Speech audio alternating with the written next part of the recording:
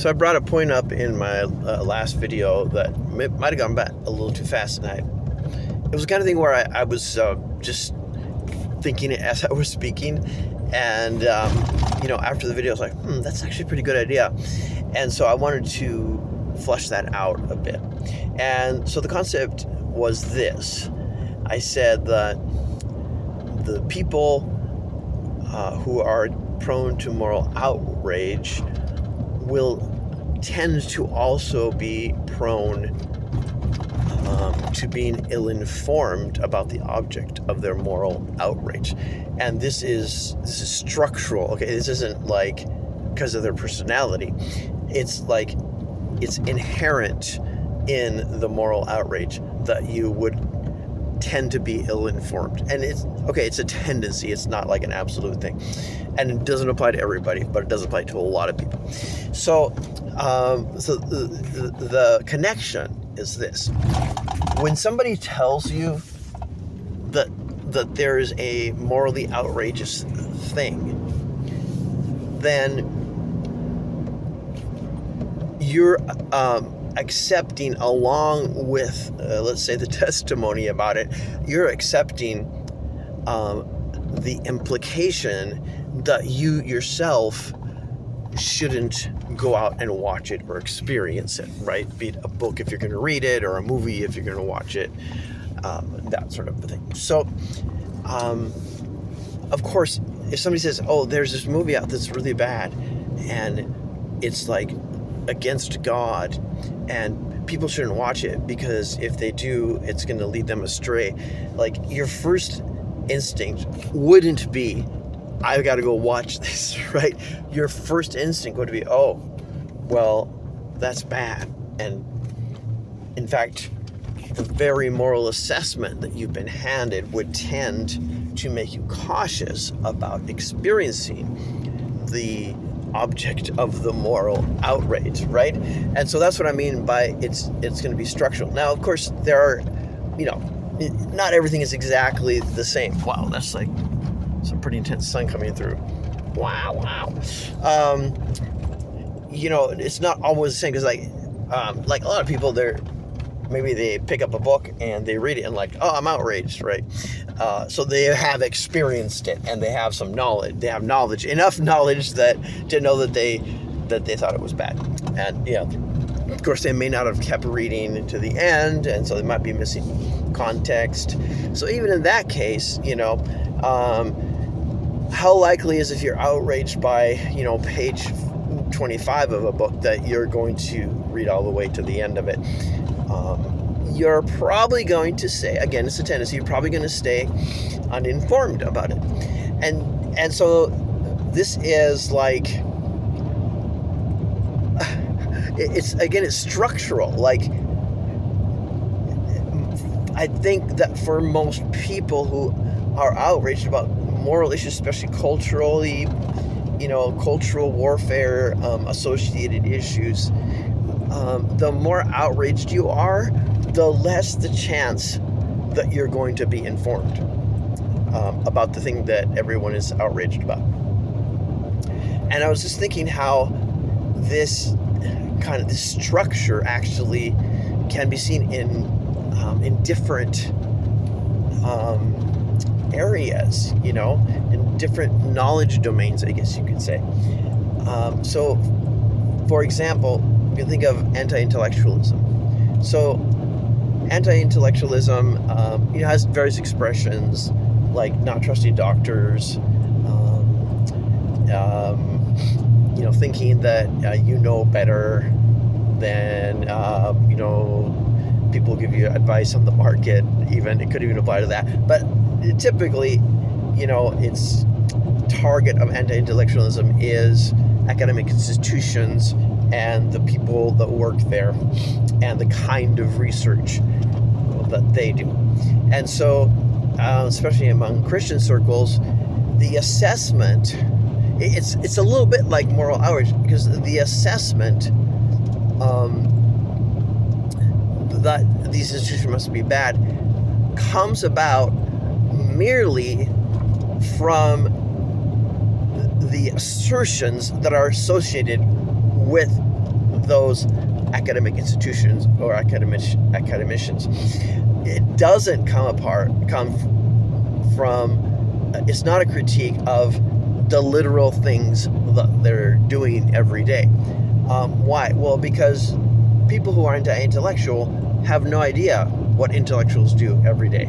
And so they can't say, see, you shouldn't participate in that endeavor because their research methodology is like out of date or whatever, right? Like some like specific sort of criticism that actually has arguments to it. Like, you can't do that because you don't know anything about it. And you don't know anything about it because you've already told that it's bad and you shouldn't be involved in it. So this is the contradiction of anti-intellectualism, which will never go away. How can you criticize something that you don't know anything about? How can you do that? It's like, again, it's structural, right? If you're criticizing something that you don't know anything about merely because of its results, there's a black box that for you, it's all a black box. And for all you know, the results are good because you don't know how they were produced. And you're never going to know so long as you remain anti-intellectual, right? So once again, the object of outrage, I don't know if that's moral outrage, but it is a kind of outrage. The object of the outrage remains ill understood by those who experience the outrage. And then to this you add Dunning-Kruger, which says that the less you know about a subject, the easier it is for you to think that you can make an outsider's assessment. It's easier for you to think you know what's going on there when other people don't, right?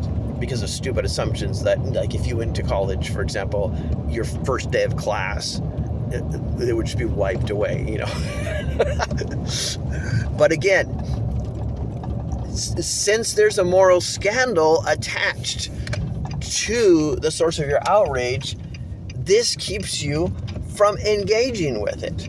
You just ignore it. And it really comes down to what other people have said. Other people have told you that you shouldn't be involved in academics. Other people have told you that you shouldn't listen to Bad Bunny because even though you don't understand his lyrics, they're bad. It's always somebody else that tells you. And so you have to put your trust in that person. And you see, anytime you find yourself in a situation in which you have to put your trust in somebody else to guide you through a contested and controversial issue, you've basically opened the door up to charlatans.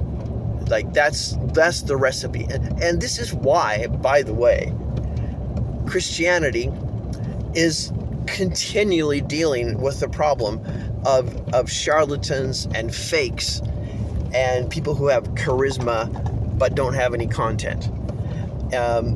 Because it's a situation where, again, structurally, it's set up so that you have to take somebody else's word for it. And you could take this all the way back to the Bible, which is taking somebody else's word for the fact that X, Y, and Z, Jesus, the miracles, the resurrection, blah, blah, blah.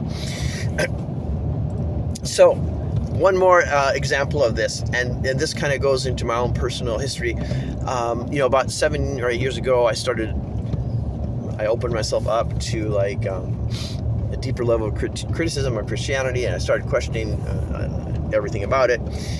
And I remember the hardest one was to confront. The hardest one was to confront the question, what if God doesn't exist?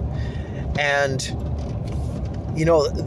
I realized that one of the things that had been keeping me from seriously engaging in that question was the fear of hell. And it was kind of like a Pascal's wager thing, like, I'm not sure hell really exists, but if it does, should I take a chance? Like, why am I taking a chance on something that big? And it was weird because, I don't know, it's almost like I woke up one day and I just wasn't afraid of hell anymore. And I really don't know how it happened, but I was just like, okay, this is a joke, right? What? Hell? What the fuck?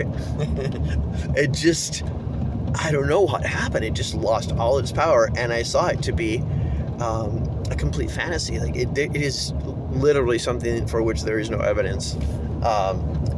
And not only that, but it also is just absurd and ill-described as well, because it has many different descriptions in the Bible. So, I mean, just all around, it's just incoherent. But I was able in retrospect to recognize that I really had trouble focusing on the issues when I believed in hell.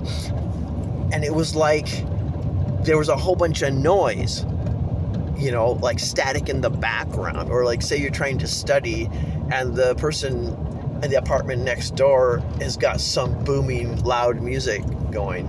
It's that kind of a distraction. Because I've always been the sort of person who believed in critical and informed engagement.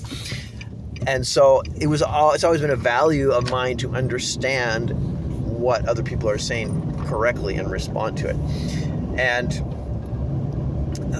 But I saw in retrospect that even though I tried, I actually couldn't. There was just too much fear surrounding engaging in the questions. And I gotta tell you, even though I was dealing with the very source of my fear, whether it was real or not, that my fear that he was real was very difficult to overcome. Because what if, right? If God is real, I shouldn't be wondering if he's real or not, because that would be bad, right? He wouldn't like that. He would punish me, and I would get sucked up into a bad thing, atheism. Why would you question that God exists unless you already had something wrong with you, right? Those are the kind of thoughts that go through your head. Difficult to overcome. So, and I think that's similar. It's it's structural. It's a structural disengagement or lack of ability to engage in important issues, just because you can't, the very nature of the issue keeps you from being objective, right?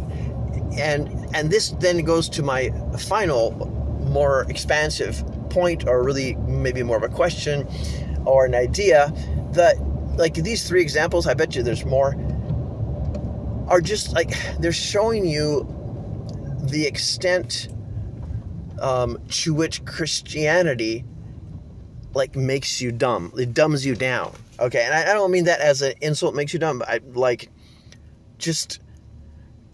it affects your intelligence. It affects your ability to think objectively, because there's so much fear surrounding the things that contradict Christianity that you can't engage them in a serious manner. And because of that, many Christians, they'll just do quick raids on things, right?